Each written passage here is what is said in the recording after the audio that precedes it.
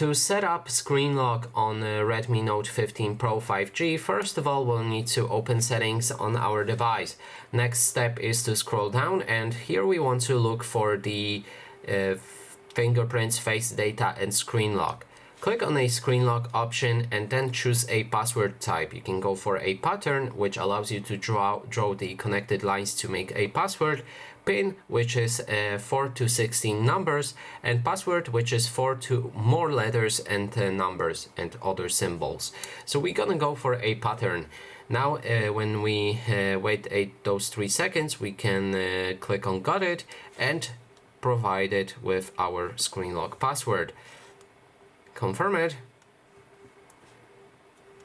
and then we can add a fingerprint if you like, but we're gonna cancel this. So as you can see, our screen lock is set up, and that is basically everything. Thanks so much for watching, and if you like this video, please consider subscribing.